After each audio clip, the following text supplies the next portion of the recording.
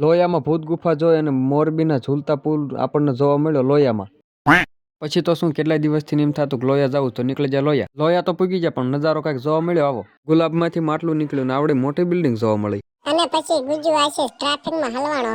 आपकी औकात बता रहा हूँ सर, बुरा नहीं मानना सर।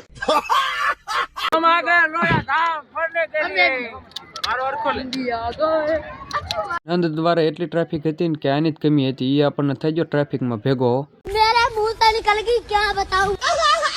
મોરબીનો ઝૂલતો પુલ 2 બનાવી નાખ્યો લોયામાં અને સુભાષે બોલાવી દીધી વિજ્ઞાન મેળામાં ફૂલ બાકા ચીકી.